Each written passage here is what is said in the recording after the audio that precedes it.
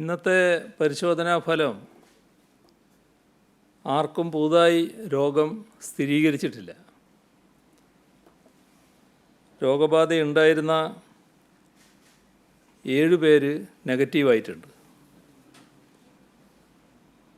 അതിൽ കോട്ടയത്ത് 6, ഇതിലൊരാൾ ഇടുക്കി സ്വദേശിയാണ്.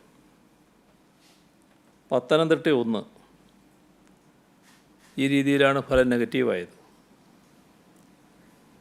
ഇതുവരെ 502 പേർക്കാണ് സംസ്ഥാനത്ത് രോഗം സ്ഥിരീകരിച്ചത്.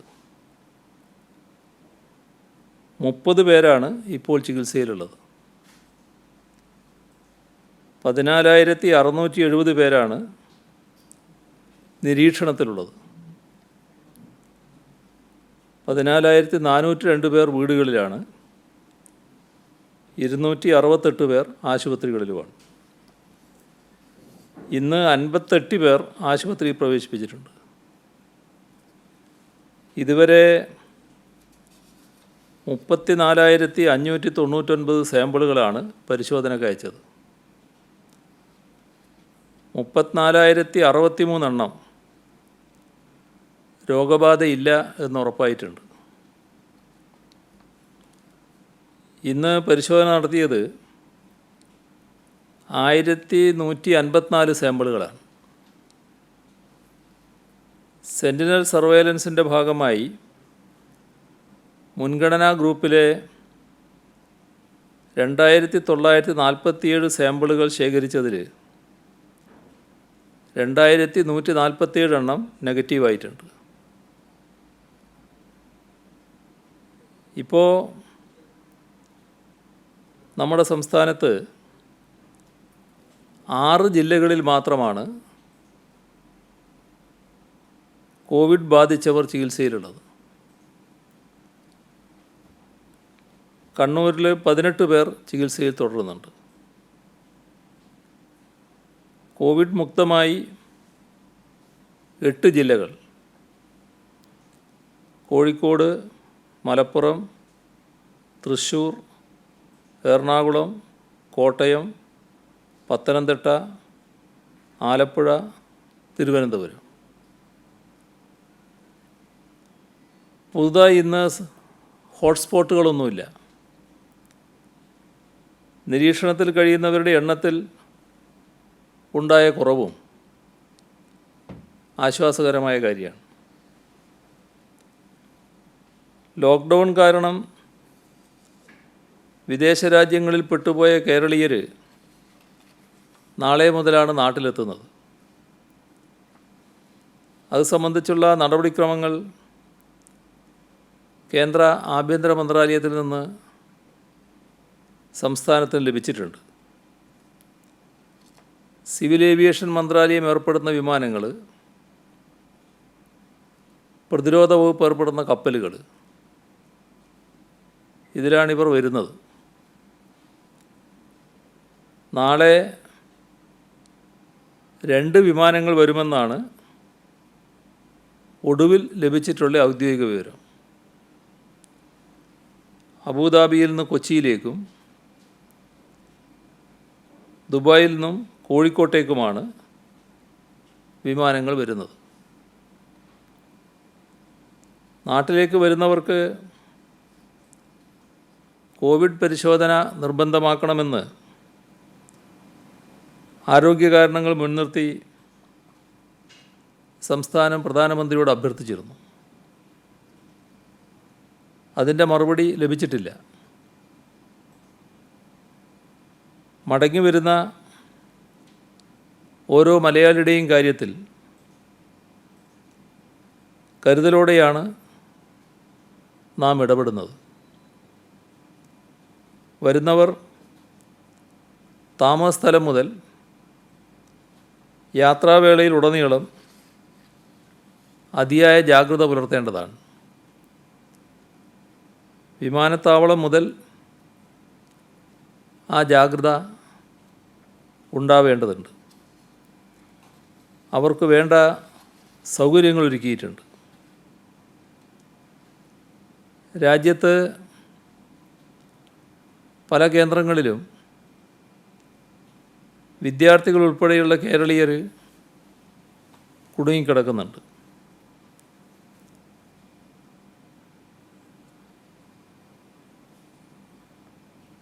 ദില്ലി ജാമിയ മിലിയ സർവകലാശാലയിലെ മലയാളി വിദ്യാർത്ഥികൾ അവർക്ക് ലഭിച്ച ഒരു നിർദ്ദേശം ഈ മാസം 15-ന് മുൻപ് ഹോസ്റ്റലുകൾ ഒഴിയണമെന്നാണ്. അത് നിരീക്ഷണ കേന്ദ്രങ്ങളാക്കാൻ വേണ്ടിയാണെന്നാണ്. പെൺകുട്ടികളടക്കം 40 വിദ്യാർത്ഥികളുണ്ട്. ഇതൊരു ഉദാഹരണം മാത്രമാണ്. ഇത്തരമൊരു സാഹചര്യത്തിലാണ് ഡൽഹി, പഞ്ചാബ്, ഹിമാചൽ പ്രദേശ്, ഹരിയാന എന്നീ സംസ്ഥാനങ്ങളിൽ ലോക്ക്ഡൗൺ കാരണം കുടുങ്ങിപ്പോയ വിദ്യാർത്ഥികളെ കേരളത്തിലെത്തിക്കാനുള്ള ഊർജിതമായ ശ്രമം സർക്കാർ നടത്തുന്നത്. പ്രത്യേക നോൺ സ്റ്റോപ്പ് ട്രെയിനിൽ ഇവരെ കേരളത്തിലേക്ക് എത്തിക്കാൻ കഴിയണമെന്നാണ് ആവശ്യം. അതുമായി ബന്ധപ്പെട്ട് ഈ 4 സംസ്ഥാനങ്ങളിലെയും മുഖ്യമന്ത്രിമാർക്ക് കത്തയച്ചിട്ടുണ്ട്. സർക്കാരിന് ലഭിച്ച കണക്കുകളനുസരിച്ച് 1200ഓളം മലയാളി വിദ്യാർത്ഥികൾ തിരിച്ചു വരാനായി ഈ 4 സംസ്ഥാനങ്ങളിലുണ്ട്. 723 പേര് ഡൽഹിയിലുണ്ട്. 348 പേര് പഞ്ചാബിൽ, 89 പേർ ഹരിയാനയിൽ, ഹിമാചലിൽ 17 പേര്. ഇപ്പോൾ ഡൽഹിയിൽ നിന്ന് സ്പെഷ്യൽ ട്രെയിൻ ഏർപ്പെടുത്തിയാൽ മറ്റ് സംസ്ഥാനങ്ങളിൽ നിന്നുള്ള വിദ്യാർത്ഥികൾ ഡൽഹിയിലെത്തി യാത്ര ആരംഭിക്കാൻ പറ്റും.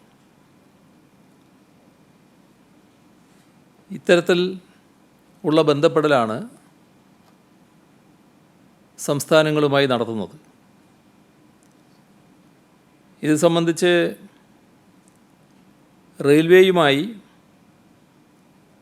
ഔപചാരികമായി ബന്ധപ്പെടാൻ ഡൽഹി മുഖ്യമന്ത്രിയോട് അഭ്യർത്ഥിച്ചിട്ടുണ്ട്. പ്രത്യേക ട്രെയിനിൻ്റെ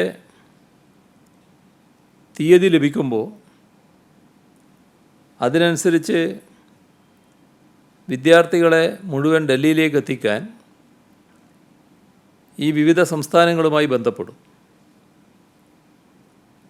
കേന്ദ്ര ഗവൺമെൻറ്റുമായും ഈ കാര്യത്തിൽ ആശയവിനിമയം നടത്തുന്നുണ്ട്. ഇതര സംസ്ഥാനങ്ങളിൽ നിന്ന് കേരളത്തിലേക്ക് ഇതുവരെ എത്തിയവർ 6802 പേരാണ്.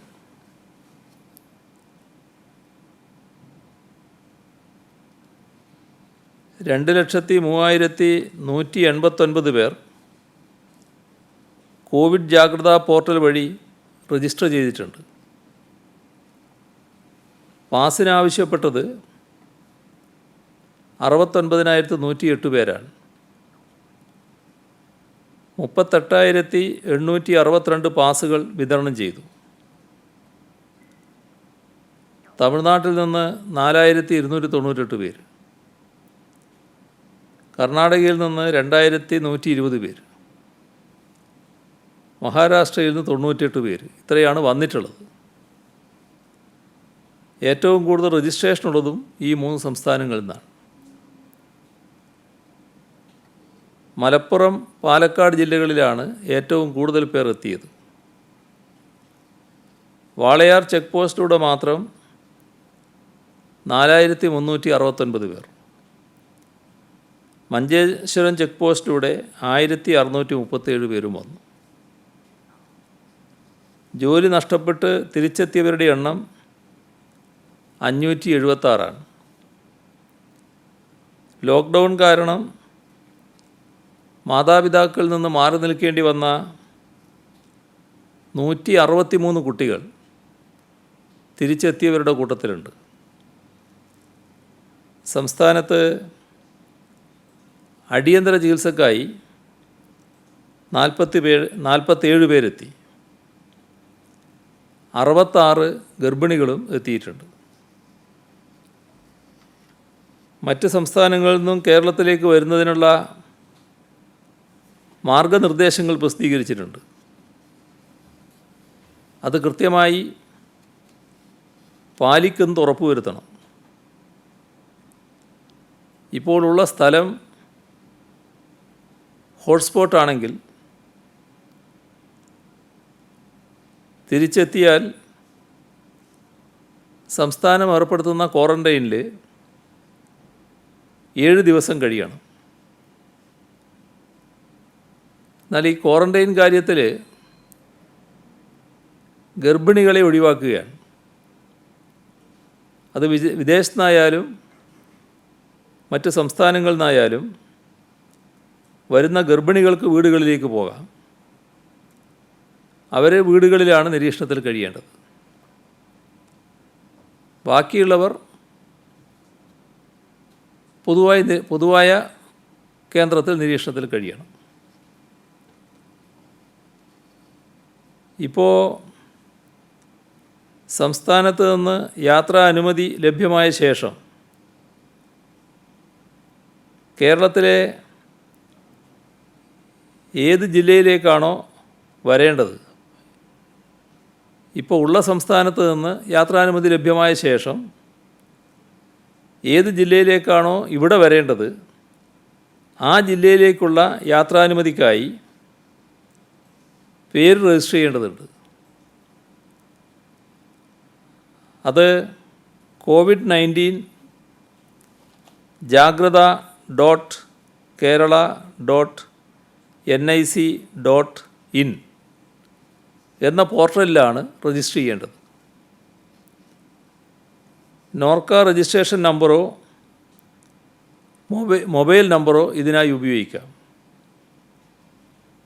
വരുന്ന വാഹനത്തിൻ്റെ വിശദാംശങ്ങളും ലഭ്യമാക്കണം. പാസിൽ കേരളത്തിൽ പ്രവേശിക്കാൻ അനുമതി നൽകിയ തീയതിയിൽ അതിർത്തിയിൽ എത്തുന്ന വിധത്തിൽ യാത്ര ആരംഭിക്കാവുന്നതാണ്. വരുന്ന ജില്ലയിൽ നിന്നും എത്തിച്ചേരേണ്ട ജില്ലയിൽ നിന്നും പാസ് ഉണ്ടാകണം. അതായത് 2 കൂട്ടരും പാസ് നൽകണം എന്നർത്ഥം. ബന്ധുക്കളെ സന്ദർശിക്കാനും മറ്റുമായി കേരളത്തിലെത്തി കുടുങ്ങിപ്പോയ മലയാളികൾക്ക് ഇതര സംസ്ഥാനങ്ങളിലെ സ്വന്തം വീട്ടിലേക്ക് മടങ്ങാനാകാത്ത സ്ഥിതിയുണ്ട്. ഇവർക്ക് പോകുന്നതിന് മറ്റു തടസ്സമില്ല. പക്ഷേ എവിടെയാണോ പോകേണ്ടത് ആ സംസ്ഥാനങ്ങളുടെ അനുമതി വാങ്ങണം. ആ അനുമതി ലഭിക്കുന്ന മുറക്ക് യാത്ര ചെയ്യാവുന്നതാണ്. പാസ് ഇവിടെ ലഭ്യമാക്കും. ഇവിടെ തടസ്സമില്ല. വിദേശങ്ങളിൽ നിന്നും മറ്റ് സംസ്ഥാനങ്ങളിൽ നിന്നും ആളുകൾ എത്തുമ്പോൾ മാധ്യമങ്ങൾ കൃത്യമായ നിയന്ത്രണം പാലിക്കാൻ ശ്രദ്ധിക്കണം. വരുന്നവരുടെ അഭിമുഖം എടുക്കാനും മറ്റുമായി പോകുന്നത് ഒഴിവാക്കുന്നതാണ് ഇന്നത്തെ ഘട്ടത്തിൽ നല്ലത്. ശാരീരിക അകലം നിർബന്ധമായും പാലിക്കണം. വിമാനത്താവളങ്ങളിലെ സുരക്ഷാ ക്രമീകരണങ്ങളിൽ ഒരു വിട്ടുവീഴ്ചയും ഉണ്ടാകില്ല. വാർത്താശേഖരണത്തിന് സുരക്ഷാ മാനദണ്ഡങ്ങൾ പാലിക്കണം. ഇതിൽ മാധ്യമങ്ങളുടെ ഭാഗത്തു നിന്ന് സ്വയം നിയന്ത്രണം ഉണ്ടാകണമെന്നാണ് അഭ്യർത്ഥിക്കാനുള്ളത്. പ്രവാസികൾ മടങ്ങിയെത്തുന്ന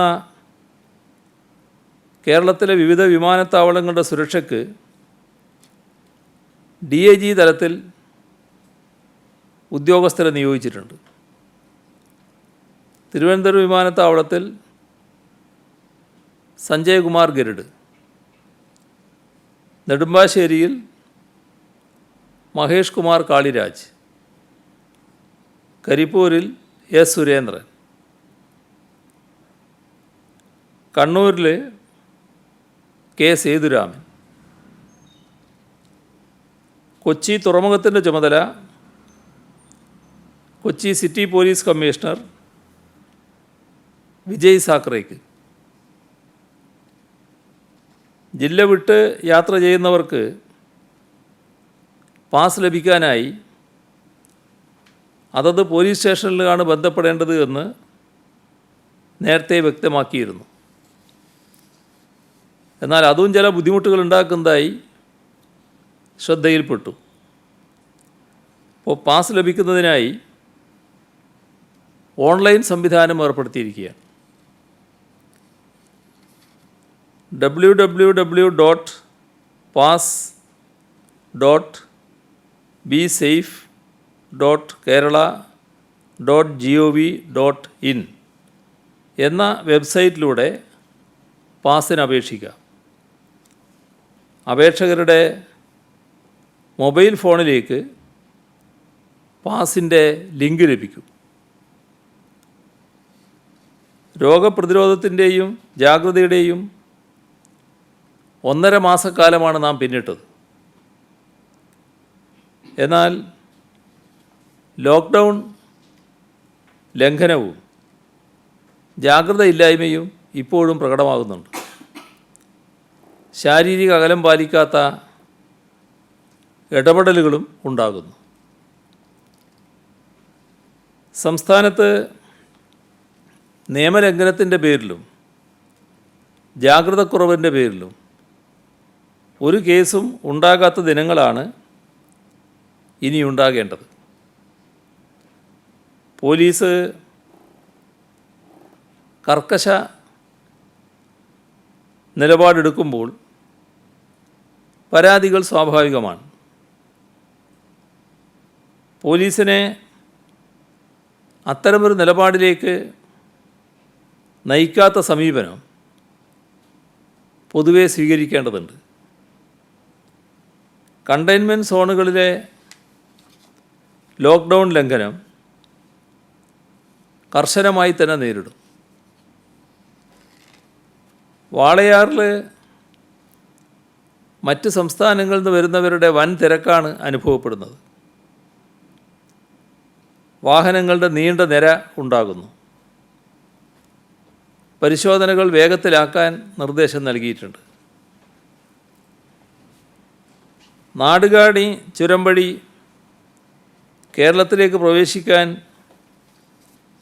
അനുമതി നൽകണമെന്ന ആവശ്യം പ്രാദേശികമായി ഉയർന്നിട്ടുണ്ട്. കർണാടകയിൽ നിന്നും ഊട്ടിയിൽ നിന്നും മലപ്പുറത്തേക്കെത്താൻ ഇപ്പോൾ 150 കിലോമീറ്റർ ചുറ്റണം എന്നാണ് പരാതി. ഇക്കാര്യത്തിൽ കർണാടക സർക്കാരുമായി ബന്ധപ്പെട്ട് പരിഹാരം കാണാൻ ശ്രമിക്കും. കാർഷിക വൃത്തിയിലും അനുബന്ധ പ്രവൃത്തികളിലും സംസ്ഥാനത്ത് നിയന്ത്രണങ്ങൾ നിലനിൽക്കുന്നില്ല. ഒരു ശൃംഖലയായി പ്രവർത്തനങ്ങൾ നടന്നാലേ കാർഷിക രംഗത്തെ ഇടപെടലിന് ഫലമുണ്ടാവുകയുള്ളൂ. കൊയ്ത്ത് കഴിഞ്ഞിട്ടും നെല്ല് സംഭരണം തടസ്സപ്പെടുന്നതായി ആലപ്പുഴയിൽ നിന്ന് പരാതി വരുന്നുണ്ട്. മില്ലുടമകളാണ് ഇക്കാര്യത്തിൽ സഹായകരമായ നിലപാട് സ്വീകരിക്കേണ്ടത്. ചില സാധനങ്ങളുടെ വില ക്രമാതീതമായി വർദ്ധിക്കുന്നതിനെക്കുറിച്ച് ഇന്നലെ പറഞ്ഞിരുന്നു. നിർമ്മാണ പ്രവർത്തനങ്ങൾക്ക് ഒഴിച്ചുകൂടാത്തതാണല്ലോ സിമൻറ്റ്. എന്നാൽ ഇപ്പോൾ ലോക്ക്ഡൗണിന് ശേഷം സിമൻറ്റ് ഉൽപ്പാദകരിൽ നിന്നും സിമൻറ്റ് നിരക്കിൽ ഭീകരമായ വർധനവാണ് വന്നിട്ടുള്ളത്. ലോക്ക്ഡൗൺ മാർച്ച് 20 പ്രവർത്തികൾ നിർത്തിവെക്കുന്നതിന് മുൻപേയുള്ള സിമൻറ്റിൻ്റെ നിരക്കിനേക്കാൾ 100 രൂപയിൽ കൂടുതൽ വർധനവ് ഒരു ചാക്കിൽ തന്നെ ഇപ്പോൾ വരുത്തിയിട്ടുണ്ട്. ഇത് പുതിയ സിമൻ്റല്ല, പഴയ സ്റ്റോക്കുള്ള സിമൻ്റാണ്. അതിന് തന്നെ വില വർദ്ധിച്ച് വിൽക്കാനാണ് പരിപാടി. അപ്പോൾ നേരത്തെയുള്ള വിലക്ക് തന്നെ സിമൻ്റ് വിൽക്കുന്നതിന് തയ്യാറാകേണ്ടതാണ്. ഇക്കാര്യത്തിൽ ഉൽപ്പാദകരാണോ ഇവിടെയുള്ള ഡീലർമാരാണോ ആരായാലും വില വർദ്ധിപ്പിക്കാതെയുള്ള സമീപനം ഈ ഘട്ടത്തിൽ സ്വീകരിക്കേണ്ടതാണ്. അപ്പോൾ അതിനാവശ്യമായ നടപടികൾ സ്വീകരിക്കുകയും ചെയ്യും. ലോക്ക്ഡൗൺ കാരണം നിലച്ചുപോയ പരീക്ഷകളുണ്ട്. ഇപ്പോൾ 10, +1, +2 ക്ലാസ്സുകളിലെ അവശേഷിക്കുന്ന പൊതുപരീക്ഷകൾ മെയ് 21-നും 29-നും ഇടയിൽ പൂർത്തീകരിക്കാനുള്ള ക്രമീകരണങ്ങളാണ് പൊതുവിദ്യാഭ്യാസ വകുപ്പ് ഒരുക്കുന്നത്. പൂർത്തിയായ പരീക്ഷകളുടെ മൂല്യനിർണ്ണയം മെയ് 13-ന് ആരംഭിക്കുകയും ചെയ്യും. പ്രൈമറി, അപ്പർ പ്രൈമറി തലങ്ങളിലെ 81,609 അധ്യാപകർക്ക് അധ്യാപക പരിശീലനം ഓൺലൈനായി ലോക്ക്ഡൗൺ പ്രഖ്യാപിക്കുന്നതിന് മുൻപ് തന്നെ ആരംഭിച്ചിരുന്നു. ഇത് പൂർത്തിയാക്കും. ഇതിനു പുറമെ പ്രത്യേക അവധിക്കാല പരിശീലനം വിക്ടേഴ്സ് ചാനൽ സംവിധാനം ഉപയോഗിച്ച് കയറ്റ് നടത്തും. സമഗ്ര പോർട്ടലിൽ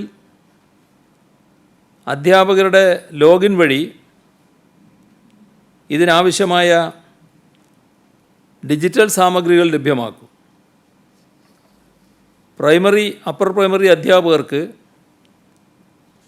മെയ് 14-ന് ഇത് ആരംഭിക്കും. സ്കൂളുകൾ തുറക്കുന്നത് സംബന്ധിച്ച് ആളുകളിൽ പല ആശങ്കയുണ്ട്. തുറക്കാൻ വൈകുന്ന സാഹചര്യം ഉണ്ടായാൽ പോലും ജൂൺ 1 മുതൽ കുട്ടികൾക്കായി പ്രത്യേക പഠന പരിപാടി വിക്ടേഴ്സ് ചാനലിലൂടെ സംപ്രേഷണം ചെയ്യും.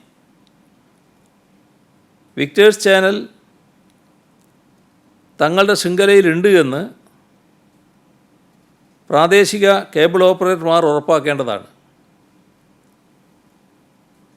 DTH സേവനദാതാക്കളും ഇക്കാര്യം പ്രത്യേകം ശ്രദ്ധിക്കേണ്ടതാണ്. ഇതിനു പുറമെ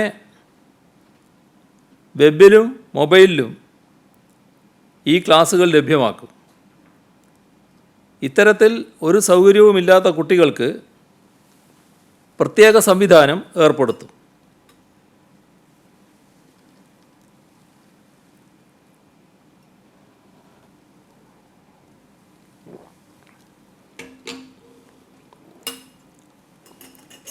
ഹൈടെക് പദ്ധതിയുടെ ഭാഗമായി വിന്യസിച്ചിട്ടുള്ള ലക്ഷക്കണക്കിന് ഉപകരണങ്ങളുടെ പരിപാലനം സ്കൂളുകൾ ഉറപ്പുവരുത്തേണ്ടതുണ്ട്.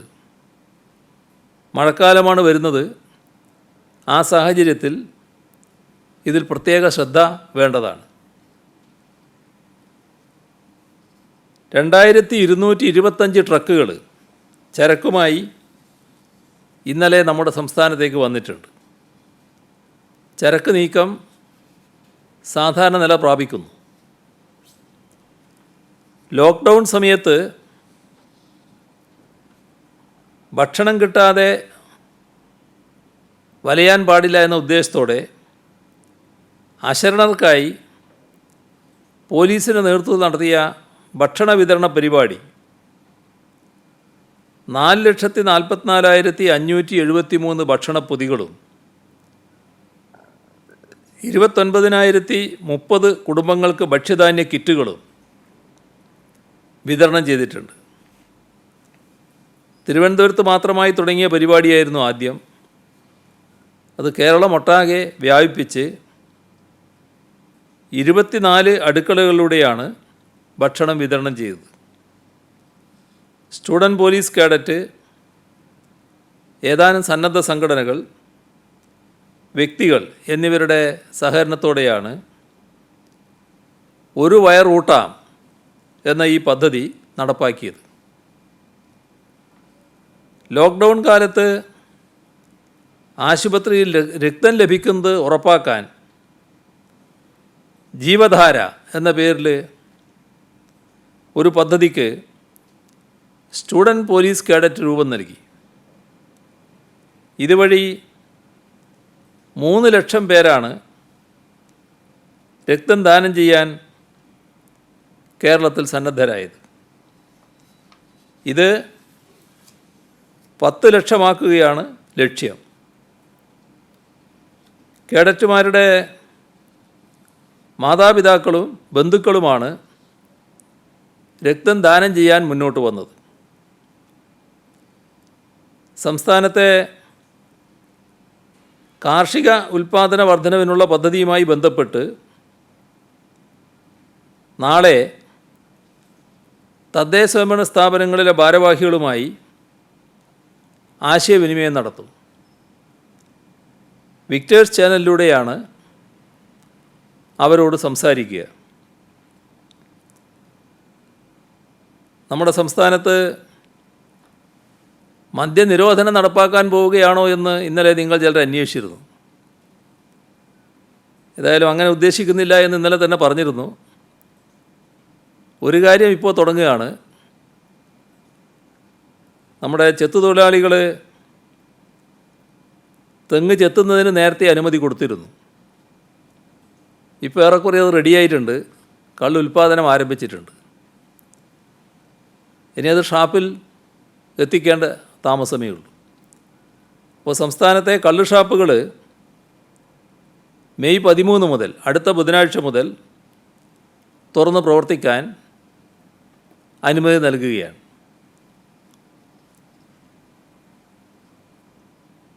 കോവിഡ്-19 വ്യാപനത്തിൻ്റെയും പ്രതിരോധ പ്രവർത്തനങ്ങളുടെയും പശ്ചാത്തലത്തിൽ മന്ത്രിസഭയുടെ 4ാം വാർഷികാഘോഷ പരിപാടി ഈ മെയ് മാസത്തിലാണ് നടക്കേണ്ടത്. ആ പരിപാടികൾ ഉപേക്ഷിക്കാൻ ഇന്ന് ചേർന്ന മന്ത്രിസഭാ യോഗം തീരുമാനിച്ചിട്ടുണ്ട്. കോവിഡ് പ്രതിരോധവുമായി ബന്ധപ്പെട്ട് ദുരിതാശ്വാസ നിധിയിലേക്കും ഇതര പ്രവർത്തനങ്ങൾക്കും ജനങ്ങൾ ഉദാരമായ സഹായമാണ് നൽകുന്നത്. ക്ഷേമ പെൻഷൻ പറ്റുന്ന വയോജനങ്ങൾ മുതൽ കൈനീട്ടവും സക്കാത്തും കിട്ടുന്ന കുഞ്ഞുങ്ങൾ വരെ സഹായവുമായി മുന്നോട്ട് വരുന്നു. അതിൽ പ്രധാനപ്പെട്ട പല സഹായങ്ങളും ഇവിടെ വാർത്താസമ്മേളനത്തിൽ വായിക്കുന്നത് ഏതൊക്കെ മേഖലകളിൽ നിന്നാണ് സഹായങ്ങൾ എത്തുന്നത് എന്ന് ജനങ്ങളാകെ അറിയാനാണ്. എന്നാൽ ഇത്തരമൊരു വാർത്താസമ്മേളനത്തിൻ്റെ നല്ല ഭാഗം സഹായങ്ങളെക്കുറിച്ച് മാത്രം പറയുന്നത് എന്നും തുടരാനാവില്ല. അതുകൊണ്ട് തന്നെ ലഭ്യമായ ചില സഹായങ്ങളെക്കുറിച്ച് മാത്രമേ ഇന്ന് പരാമർശിക്കുന്നുള്ളൂ. ഉമ്മന്നൂർ സ്വദേശിയും സൗദി അറേബ്യയിൽ പ്രവാസിയുമായ ജോർജ് ഡാനിയലും ഭാര്യയും അധ്യാപികയുമായ മിനി ജോർജും സൗജന്യമായി ഉഷസ് ലോഡ്ജ് പ്രവാസികൾക്ക് വേണ്ടി ക്വാറൻ്റൈൻ സൗകര്യം ഏർപ്പെടുത്തി. PPE കിറ്റ് വാങ്ങാൻ 1,20,000 രൂപ KAL ആരോഗ്യ വകുപ്പിന് നൽകി. സർക്കാരിൻ്റെ ആഹ്വാനമനുസരിച്ച് കാർഷിക സ്വയം പര്യാപ്തത കൈവരിക്കാൻ കേരളത്തിൽ 10,000 കൃഷിയിടങ്ങൾ ഒരുക്കുന്ന പദ്ധതിക്ക് AIYF തുടക്കം കുറിച്ചു. World vision and RR Donnelly India private limited Kerala പോലീസിനും ആരോഗ്യവകുപ്പിനും സാനിറ്റൈസർ, ഗ്ലൗസ്, മാസ്ക് എന്നിവ കൈമാറി. ദുരിതാശ്വാസ നിധി പലരും സംഭാവന ചെയ്തിട്ടുണ്ട്. ചില പേരുകൾ മാത്രമാണ് ഇന്ന് പറയുന്നത്. എന്നാൽ ആ ചിലതും കുറച്ചധികമാണ് എന്നുള്ളതാണ് വസ്തുത. കെ സോമപ്രസാദ് MP 1,00,000 രൂപ, മുൻ MP P രാജീവ് 27,000 രൂപ, A മുകേഷ് MLA ശമ്പളത്തിന് പുറമെ 1.5 ലക്ഷം രൂപ, മുൻ MLA അഡ്വക്കേറ്റ് ആൻ്റണി രാജു 1,00,000 രൂപ, മുൻ MLA AK പത്മനാഭൻ 50,000 രൂപ, പുന്നപ്ര വയലാർ സമരസേനാനി VK ഭാസ്കരൻ സ്വാതന്ത്ര്യസമര പെൻഷൻ തുക, കൂത്തുപറമ്പ് രക്തസാക്ഷി KV റോഷൻ്റെ മാതാവ് നാരായണി 2 മാസത്തെ ക്ഷേമ പെൻഷൻ തുക, കേരള കർഷക സംഘം 2ാം ഗഡു 22,10,000 രൂപ, 5 ലക്ഷം രൂപ നേരത്തെ നൽകിയിരുന്നു. ദുരിതാശ്വാസ നിധിയിലേക്ക് സംഭാവന നൽകാൻ ആവശ്യപ്പെട്ട് യുവജന കമ്മീഷൻ ഫേസ്ബുക്ക് ക്യാമ്പയിൻ നടത്തുന്നുണ്ട്. 2 ദിവസം കൊണ്ട് 3 ലക്ഷത്തോളം രൂപയാണ് കമ്മീഷൻ സമാഹരിച്ചത്. ബഹ്റിനിലെ VKL ഗ്രൂപ്പ് കമ്പനിയുടെ മാനേജിംഗ് ഡയറക്ടർ വർഗീസ് കുര്യൻ 1 കോടി, ട്രാവൻകൂർ കൊച്ചിൻ കെമിക്കൽസ് 50 ലക്ഷം, ബേപ്പൂർ സർവീസ് സഹകരണ ബാങ്ക് 44,50,000 രൂപ, ഫറൂഖ് സർവീസ് സഹകരണ ബാങ്ക് 44 ലക്ഷം, രാമനാട്ടുകര സർവീസ് സഹകരണ ബാങ്ക് 40 ലക്ഷം, കോഴിക്കോട് സിറ്റി സർവീസ് സഹകരണ ബാങ്ക് 35,25,800, കോഴിക്കോട് ടൗൺ സർവീസ് സഹകരണ ബാങ്ക് 35,03,000, കൊടിയത്തൂർ സർവീസ് സഹകരണ ബാങ്ക് 31,25,607, ചേളന്നൂർ സർവീസ് സഹകരണ ബാങ്ക് 26,20,000, വെങ്ങേരി സർവീസ് സഹകരണ ബാങ്ക് 25,27,000, കോഴിക്കോട് നോർത്ത് സർവീസ് സഹകരണ ബാങ്ക് 25 ലക്ഷം, Mowancheri cooperative rural bank 42,54,977, Kattakada മണ്ഡലത്തിലെ സഹകരണ ബാങ്കുകൾ 37,78,121, കണ്ണൂർ ചൊവ്വ റൂറൽ സഹകരണ ബാങ്ക് 36,33,200, കല്ലിയൂർ സർവീസ് സഹകരണ ബാങ്ക് 28,04,826, കയ്പമംഗലം പൂവത്തുകടവ് ഫാർമേഴ്സ് സഹകരണ ബാങ്ക് 25,58,500, പെരിന്തൽമണ്ണ കാർഷിക ഗ്രാമവികസന ബാങ്ക് 15,17,000,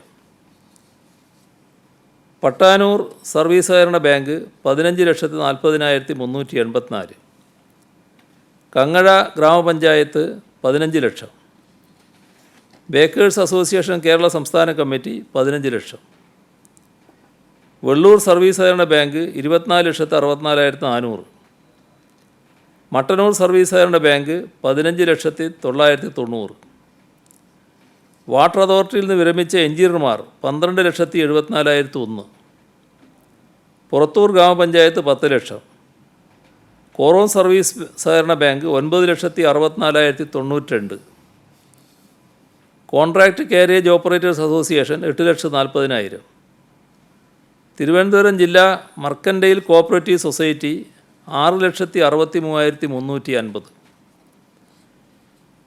കോഴിക്കോട് PK സ്റ്റീൽസ് കമ്പനിയിലെ ജീവനക്കാരുടെ വകയായി 5,30,000, പഴയങ്ങാടി അർബൻ സഹകരണ ബാങ്ക് 5 ലക്ഷം, ഹൈടെക് മെറ്റൽ സൂരകം 5 lakh, secretariat elders association of Kerala 4,33,502, chamber of pharma enterprises 4 lakh, Kozhikode corporation കുടുംബശ്രീയിലെ 3 CDS ഭരണസമിതിയിലെ 3,493 അയൽക്കൂട്ടങ്ങൾ 3,73,000, പ്രോഗ്രസീവ് ഹോമിയോപ്പതിക് ഫോറം 2.5 ലക്ഷം. ഹൈക്കോടതിയിലെ സീനിയർ അഭിഭാഷകൻ advocate P Vijayabhanu 2,50,000. P M Kuriakose ഭാര്യ അന്നമ്മ കുര്യാക്കോസ് ചെന്നിലൂർ 2 ലക്ഷം. ആലപ്പുഴ ടി ഡി മെഡിക്കൽ കോളേജിലെ ഡോക്ടർ എസ് കെ അജയകുമാറും ഭാര്യ പാറശാല സരസ്വതി ആശുപത്രിയിലെ ഡോക്ടർ ബിന്ദു അജയകുമാറും 2 ലക്ഷം. ആലപ്പുഴ ടി ഡി മെഡിക്കൽ കോളേജിലെ ഡോക്ടർ എ എം ജോർജ് കുട്ടി 2 ലക്ഷം. തലശ്ശേരി മുനിസിപ്പാലിറ്റി കാർഷികോൽപ്പന്ന സംഭരണ വിതരണ സഹകരണ സംഘം 2 lakh. Cooperative service pensioners association Kannur ജില്ലാ കമ്മിറ്റി ആദ്യ ഗഡുവായി 2 ലക്ഷം. മലപ്പുറം കമ്പനിപ്പടിയിലെ കാജ മുയീനുദ്ദീൻ ലൈബ്രറി ആൻഡ് സംഗീത അക്കാദമി സക്കാത്ത് ദാനം 2 ലക്ഷം. കല്ലമ്പലത്തെ പരേതനായ സൈനുലാബ്ദിൻ്റെ ചരമവാർഷികത്തിനായി കുടുംബം കരുതിയ 2 ലക്ഷം. നിയമവകുപ്പ് സെക്രട്ടറി അരവിന്ദ ബാബു 1,95,820. ചിന്ത പബ്ലിഷേഴ്സ് ജീവനക്കാരുടെ സംഭാവന, എഴുത്തുകാരുടെ സംഭാവന, ജനറൽ മാനേജറുടെ 1 മാസത്തെ പെൻഷൻ തുക 1,56,371 രൂപ. Kerala clays and ceramics limited ജീവനക്കാർ 1,25,875. ആലപ്പുഴ, തൃശ്ശൂർ ജില്ലകളിൽ AIYF മേഖലാ കമ്മിറ്റികൾ ബിരിയാണി മേളയിലൂടെ സ്വരൂപിച്ചത് 1,25,975 രൂപ. Lab technician grade 2 PSC rank ലിസ്റ്റിൽപ്പെട്ടവർ 1,16,320 രൂപ.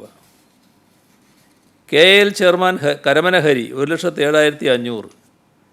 KL MD Shajahan 1 lakh. Kodungallur Raveendran AR പശുവിനെ വാങ്ങാൻ വെച്ച 1,04,000. കതിരൂർ പുല്യോട് ശ്രീകൂർമ്മക്കാവ് സേവാസമിതിയും എരുവട്ടി ദേശക്കമ്മിറ്റിയും കതിരൂർ കാഴ്ച കമ്മിറ്റിയും 1 lakh. Tax consultation and practitioners association Kerala സംസ്ഥാന president AN Puram Sivakumar 1 lakh. RV Achari Bangalore 1 lakh. Thankamma Johnny Maliyekkal Maradu അകാലത്തിൽ മരണമടഞ്ഞ മകൻ ജോൺ റോയിയുടെ ഓർമ്മക്കായി 1 ലക്ഷം. KK ശിവശങ്കരപ്പിള്ള കുന്നത്തൂർ 1 ലക്ഷം. കണ്ടോത്ത് ശ്രീകൂർബ ഭഗവതി ക്ഷേത്രം 1 ലക്ഷം. എറണാകുളം മരടിലെ തങ്കമ്മ ജോണി 1 ലക്ഷം. തിരുവങ്ങാട് രാമപാദം ഗംഗാധരമാരാർ 1 ലക്ഷം. കൂടാളിയിലെ MB Sharafuddin 1 lakh. Retired agriculture officer KV Narayanamarar 1 lakh. Avanavanchery കൈത്തറി നെയ്ത്ത് സഹകരണ സംഘം 1 ലക്ഷം. വിരമിച്ച IAS officer doctor CV Anandabose 1 lakh. Athirappilly Vazhachal Thumboormuzhi tourism management committee 1 ലക്ഷം.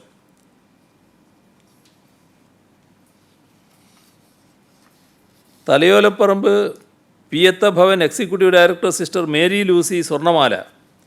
കോട്ടയം മണർക്കാട് സെൻറ്റ് മേരീസ് യാക്കോബായ സുറിയാനി ഖത്തറിൽ 1 ലക്ഷം രൂപ. മുതിർന്ന അഭിഭാഷകൻ ചെറുന്നിയൂർ P ശശിധരൻ നായർ 1 ലക്ഷം. സംസ്ഥാനത്തെ ജില്ലാ സഹകരണ ബാങ്കുകൾ ഒരു വിഭാഗം പാർട്ട് ടൈം സ്വീപ്പർമാരുടെ കൂട്ടായ്മ 1 ലക്ഷം. കാസർഗോഡ് ചെങ്കള സ്വദേശി Madhavan Padi 1 lakh. Thiruvananthapuram central government pensioners cooperative society 1 lakh. Gulati ഇൻസ്റ്റിറ്റ്യൂട്ടിലെ ഡോക്ടർ M ശാർഗധരനും ഭാര്യ ഡോക്ടർ N രത്നകുമാരിയും ചേർന്ന് 60,000. കേരള ക്ലബ്ബ് ഡൽഹി 50,000. സംസ്ഥാന സഹകരണ ഇലക്ഷൻ കമ്മീഷൻ അംഗം C Vijayakumar 50,000. Venugopal hotel town tower 50,000. Thalassery Jagannatha ക്ഷേത്രം 50,000. ചൊക്ലി ഒളവിലം റഹ്മാനിയ ജുമാ മസ്ജിദ് നോമ്പ് തുറക്കു വേണ്ടി ശേഖരിച്ച 33,333 രൂപ. ഇരണാവ് ശ്രീ ചുഴലി ഭഗവതി ക്ഷേത്ര സമിതി 25,000. കുട്ടികൾ വിളവൂർക്കൽ പഞ്ചായത്തിലെ ബാലസംഘം 23,200 രൂപ. Alappuzha SDV table tennis academy കുട്ടികൾ 41,000. അപർണ കോലത്തുകര 11,000. കുളപ്പുറം വായനശാല കുട്ടികളിൽ നിന്ന് സമാഹരിച്ച് 20,200. നെയ്യാറ്റിങ്കര ഗവൺമെൻറ് JBSലെ 5ാം ക്ലാസ് വിദ്യാർത്ഥി പ്രഭാത് നാരായണൻ 8,175.